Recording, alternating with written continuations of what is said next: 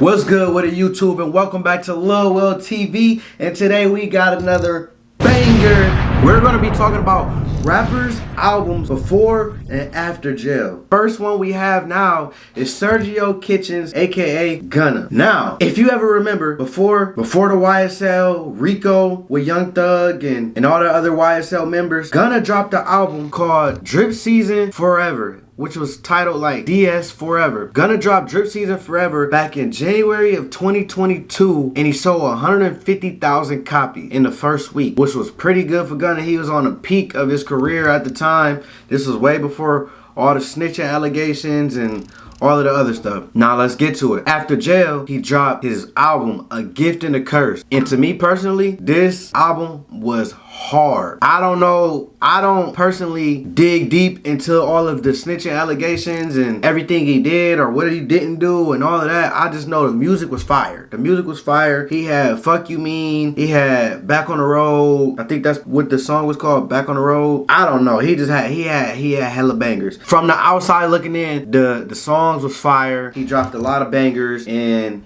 that's really all I gotta really say about it. But A Gift and a Curse did drop first week. It sold 85,000 copies in the first week. Now, from his album before jail, he sold 150 to 85,000 copies in the first week on A Gift and a Curse after jail. So that was a 65,000 copy drop, which I won't say is really a L, because streams and stuff like downloads and digital downloads or whatever, everything just seemed, just music in general, I can't say music in general, hip hop, rap, whatever you want to call it in general, I feel like it's been falling down, like as far as like commercial success. But A Gift and a Curse did well. Like it sold 85,000 copies based on everything that they said about him. He was a snitch, da da da. Like nobody was gonna fuck with him no more. All of that. He still sold 85,000 copies, which is a W in my eyes. So number 2 on our list, we have the man Bobby Shmurda. Okay, now for some of y'all that didn't know, Bobby Shmurda was the one that made the Hot Nigga song back in what, like 2014 or 2013. Don't quote me on that. I'm not 200% sure on that. But he's the one that made Hot Nigga.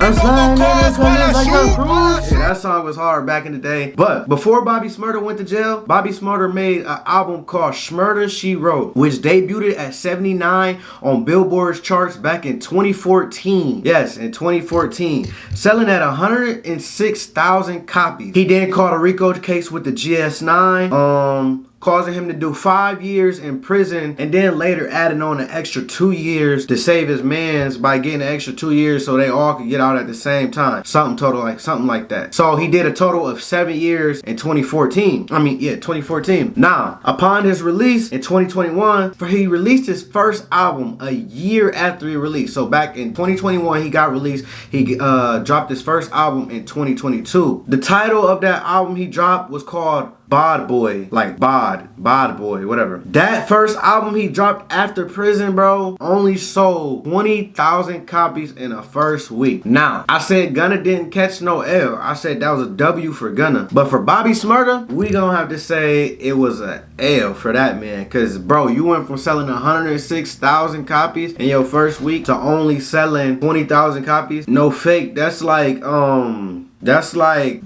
Ice Spice numbers, which it ain't bad for Ice Spice, but I feel like the anticipation, all this real nigga this, real nigga that, he a real one, da da da da, none of that held weight when you dropped your album. Bro dropped the album, got out and was doing all them weird freaky dances and shit, and I ain't gonna lie, it seemed like Bobby Shmurda low-key forgot how to rap when he went to jail. Like, I don't know what's going on with that, but yeah, 20,000 copies in the first week of your first album after jail, we gonna call that an L. Number 3, we have the man Tekashi 6 9. The biggest troll in the hip-hop industry as of yet. Before catching a Rico case and being charged and going to prison, Tekashi 6ix9ine dropped his album Dummy Boy back in 2018, selling 65,000 copies, debuting at number 2 on Billboard's Hot 200 charts, which was astonishing for 6ix9ine. That was like, I want to say his first placement on Billboard with that album Dummy Boy. And I ain't gonna lie, back then, I ain't understand 6ix9ine at first, but then I did eventually take a liking to his music and and his Instagram antics and all of that. But it worked for him at the time. Now, after allegations of snitching and only doing 2 years in prison and getting out on release on some type of COVID bullshit deal, whatever it was, Tekashi 6ix9ine released his album Tattletale September 2020. That album placed at number 4 on Billboard's 200 charts and selling 53,000 copies in his first week. Now, going from 65 to 53, that only placed him at a 13,000 copies less than his album prior to going to jail 2 years earlier. Now, I would say that's a W for Tekashi 6ix9ine because he sold 13,000 less than his previous album after coming home from doing 2 years on a RICO charge where he snitched on the gang and got out. Now, everybody said it was cooked for 6ix9ine. He wasn't going to be able to go outside. He wasn't going to be able to move around, do nothing. But when Tekashi 6ix9ine came out, he did prove a point for the time being. He proved a point that he could still drop music, still be relevant. And I want to say he broke like the Instagram live viewer count for most people on a live stream on Instagram when he did get released from jail. It just looked like everything was going up for 6ix9ine for the time being. But that slowly decayed, and look at him now, not doing too well. Cars getting repoed, houses getting took. But I don't know, he might still be doing good. I don't know. That's just what I've seen on the internet. So you can't believe everything you saw, everything you see. You gotta take things with a grain of salt. So yeah, I think that's a W for the circumstances 6ix9ine was in and what he been going through. So yeah, I'll say that's a W. Placing at number 4, we have Jeffrey Williams, aka Young Thug. Now, I don't know if you would really count this all like that, but I added it anyway, just cause I like Young Thug. So don't shoot the messenger. Young Thug dropped the album Punk back in October of 2021. Debuted at number 1 on Billboard's 200 chart, selling at least a little over 90,000 copies in his first week, and he hit number 1 on Billboard. Now,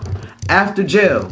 Technically, this album wasn't after jail, but while in jail on trial for a YSL RICO charge, or RICO case, however you want to say it, Young Thug dropped the album Business is Business in June of 2023. Wow, take out the wow, and hopes to trumpet over Gunna's A Gift and a Curse release that he dropped 6 days prior to Young Thug dropping this random release. Business is Business sold 88,000 copies in his first week, debuting at number 2 on Billboard's Hot 200 charts. He hit number 2. 88,000 copies isn't bad at all if he did have the intentions of topping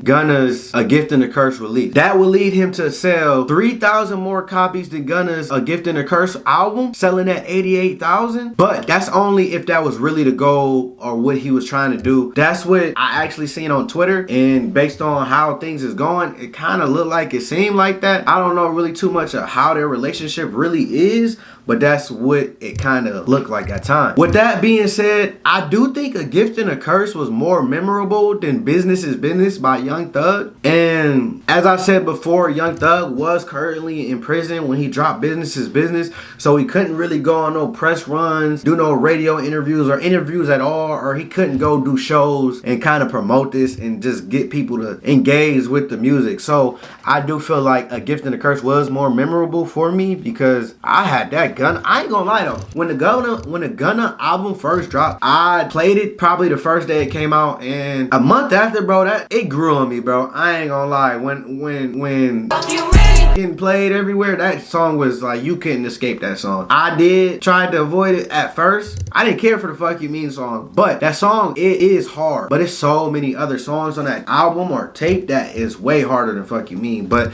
that was just the one that everybody gravitated to. So shit, it is what it is. That album is more memorable than Business is Business in my opinion.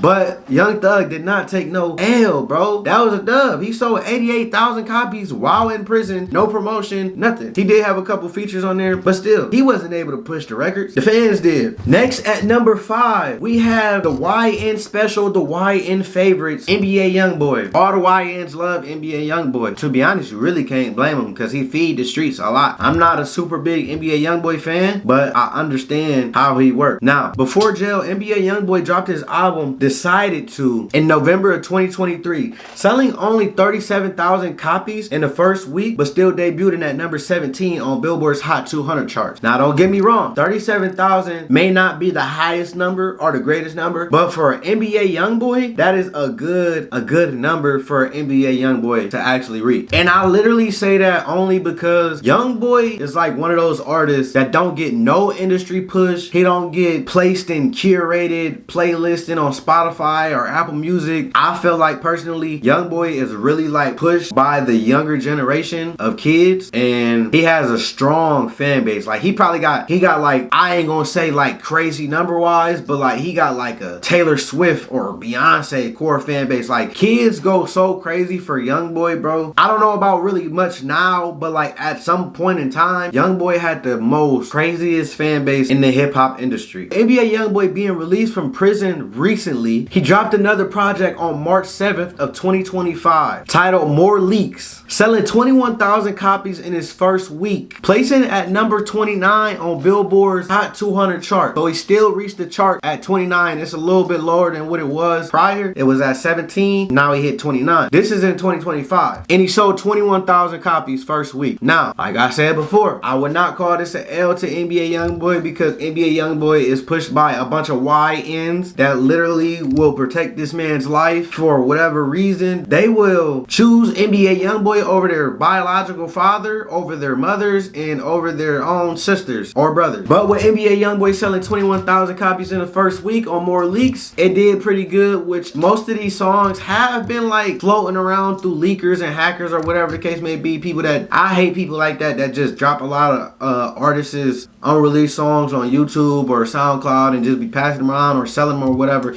He still sold 21,000 copies on a bunch of songs that most of them been released, and he still put it in a project and it sold 21,000. Now the number probably would have been a bit higher if most of these songs wasn't already out in the atmosphere getting pushed around by a bunch of YNs that don't understand the music business. But oh well, 21,000 copies first week in 2025 for YoungBoy is actually a W. He don't get no industry push. I'm pretty sure he's independent. I'm not 100%, don't quote me on that either, but if he's independent, he's pushing out 21,000 copies with the type of fan base he has, and that how many times this man done messed up and came back and bounced back, and he's still here. He's still one of the top names in the music business, and 21,000 copies is a W for YoungBoy. Now this was my video, and that's pretty much it that I have for today, and this was albums before and after prison. I hope you guys like it. Please like this video, share this video, drop a comment, and don't forget to hit subscribe. And yeah, today we rocking that flavor mark. Link will be in the bio just in case y'all want to purchase some merch. Yes, Lil Will TV been going crazy because I just copped a new chain and that shit say 6 on it. And I'm just talking though, but yeah, like, comment, subscribe, and please share this video to one of your best friends. Get me out there. Yes sir, let's go.